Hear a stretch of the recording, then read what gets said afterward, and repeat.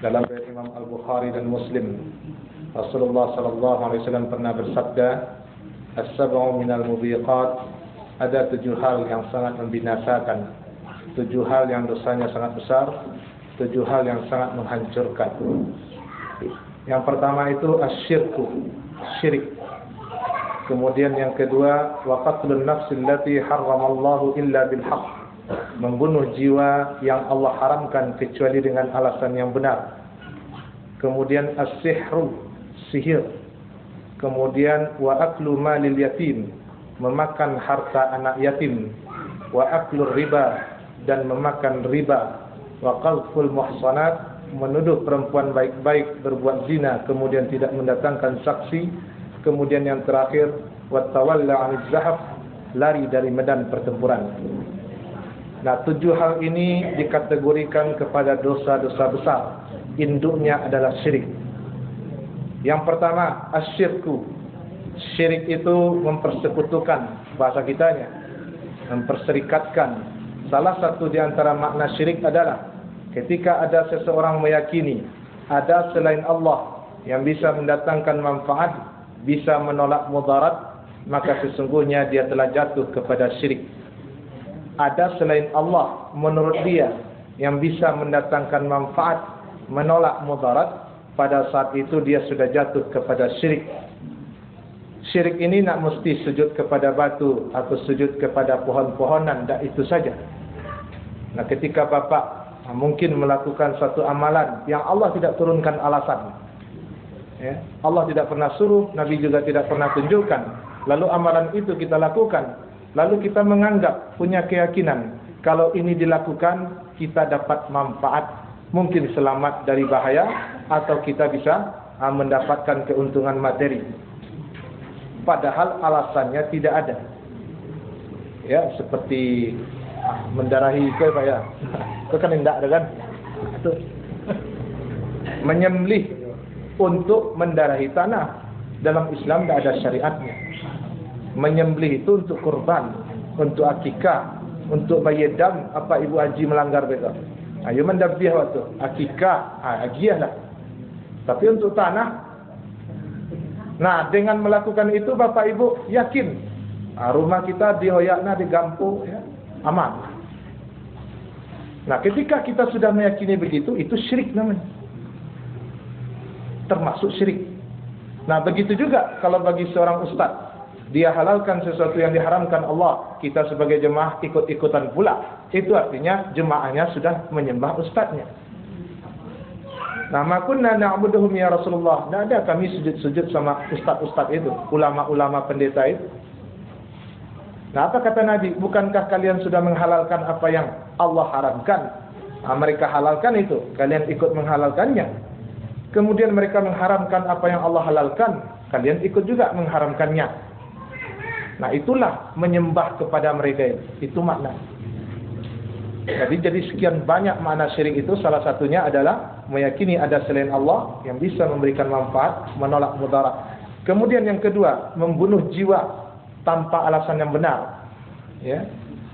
Darah orang muslim itu haram ditumpahkan kecuali dengan 3 hal. As-sayyibuz zani, orang yang berzina, dia sudah menikah, itu halal dirajam, dibunuh halal. Kemudian istilahnya qatlun al-qisas, ya. Melaksanakan kisas. Ketika ada orang yang membunuh, pembunuhan berencana, disengaja, maka orang yang membunuh juga harus dibunuh. Itu namanya qisas, itu halal nyawanya. Nah, kemudian at-tariku lidinihi al-mufariq lil jamaah, orang yang meninggalkan agama alias murtad dan memecah belah persatuan. Dia keluar dari Islam, dia ajak pula orang lain untuk meninggalkan Islam. Dia fitnah Islam dari luar. Orang seperti itu juga halal darahnya ditumpahkan. Selain yang 3 itu, tidak halal kita membunuh sesama muslim. Ya, apalagi cuman gara-gara perbedaan mazhab saja.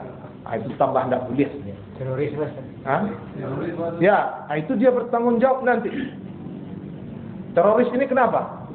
Apa alasannya? Masuk yang 3 itu? Tidak. Ya, yang halal teroris itu dibunuh kalau dia kafir. negara-negara muslim, ada non-muslim di sana, dia merusak keamanan, kita wajib berjihad menghalau mereka. Nah, yang dituduh ini baru cuma tuduhan, tapi sudah ditembak mati, ya sudah, bertanggung jawablah nanti. Yang jelas, damum istilahnya tidak la yahillu damu mri'in muslim illa bisalas, tidak halal darah orang muslim itu kecuali dengan salah satu dari 3 hal tadi. Nah, masuknya enggak? Mengkisaslah enggak? Berzinanya atau murtadnya? Sasaran kerjanya untuk membunuh pemimpin-pemimpin, Ustaz. Ya kan belum gitu. Kan belum lagi. Sebentar Pak ya. Kok ada 5 deh Pak. Kemudian yang ketiga, sihir. Ya. Sihir dengan karamah itu sedikit sekali bedanya ya. Ada orang mengaku ini bukan sihir, ini karamah dari Allah. Dia berhak mengatakan begitu kalau memang dia punya amal saleh. Ya, dia rajin beribadah, kita lihat pergaulannya sehari-hari. Tapi kalau ke masjid saja tidak pernah mencogok ya, tiba-tiba dia bisa terbang lalu dia bilang itu karamah. Karamah tidak bisa dipelajari, sihir bisa dipelajari, itu beda. Karamah tidak untuk diceritakan sama orang, wah petang ke tabang, anda. Yang sihir banyak bedanya Pak. Nah, jadi jangan sampai ketipu. Mempelajari sihir hukumnya haram, kecuali Imam At-Tabari membolehkan. Boleh mempelajari sihir untuk mengetahui orang ini kena sihir atau tidak. Sebagaimana polisi belajar kriminologi, dia belajar cara mencuri bukan untuk mencuri, tetapi untuk mencegah pencurian. Nah, itu satu ulama itu diantaranya membolehkan. Tapi kalau menyihir, belajar sihir tujuannya memang untuk dipakai, untuk mengambil keuntungan, untuk berbuat macam-macam di sana, itu jelas diharamkan, termasuk salah satu yang sangat membinasakan kita. Kemudian yang keempat, memakan harta anak yatim. Memakan harta anak yatim yang dimaksud di sini adalah secara zalim. Tapi kalau secara baik-baik, kita memelihara anak yatim, hartanya diamanahkan sama kita, silakan makan harta anak yatim itu sewajarnya, jangan melampaui batas. Kalau sudah melampaui batas, maka itu sudah memakan secara zalim. Artinya kita memasukkan bara api ke dalam perut kita. Kemudian memakan riba. Nah, ini juga. Jadi jangan dianggap remeh riba ini. Ya, kita kan takut panik-panik pergi haji, panik-panik tunggu-tunggu salat, tapi yang riba dimakan juga. Nah, sementara tujuan dari salat tanha anil fahsya'i wal munkar, mencegah perbuatan keji dan munkar. Nah, seharusnya perbuatan keji dan munkar itu dengan salat itu tercegah. Ya, kita jauh dari sana. Nah, tetapi ternyata salat kita tidak berfungsi. Mungkin rukun dan syarat lengkap, tapi tujuannya tidak tercapai. Ya, kita tetap melaksanakan sesuatu yang munkar. Dalam hadis mauquf, ya, Abdullah bin Mas'ud mengatakan, seandainya ada salat seseorang itu tidak membuatnya berhenti melakukan perbuatan keji dan munkar, maka salatnya itu hanya menambah jauh dari Allah saja, bukan menambah dekat. Oh, kalau masalah sah atau batalnya, ya sah, taruh. Tapi kalau cuma sekedar menjauhkan diri dari Allah, yang keji tidak berhenti, yang tidak ada gunanya. Nah, itu makan riba. Apa itu riba? Kelebihan dari pokok. Az-ziyadah bila'ud. Banyak terjemahannya, banyak definisinya. Ada tambahan tanpa ada manfaat untuk kita. Orang minjam 1 juta, tiba-tiba bertambah jadi 1.500.000. Kita meminjam cuma 1 juta. Kalau kita pinjam 1.500.000, ya kita bayar 1.500.000. Tapi karena kita cuma meminjam 1 juta, kenapa tiba-tiba bertambah? Nah, sementara pokoknya cuma 1 juta, itu yang namanya riba. Nah, orang yang memakan riba ini sama dengan berzina, dosanya seperti tadi. Sama dengan sihir, membunuh orang, dosa besar. Doa tidak akan diterima. Kemudian menuduh perempuan baik-baik, ya, kecilnya amak sianu itu berzina. Kini mah bukti, datangkan 4 saksi. Kamu tidak punya saksi dah. Berarti dia menuduh perempuan baik-baik untuk melakukan perzinahan. Orang seperti ini dicambuk 80 kali, tidak diterima kesaksiannya selama-lamanya. Makanya beruntung ibu jadi orang muslim, ibu dijamin kehormatan. Tidak boleh ngomong seperti itu kecuali ada 4 saksi.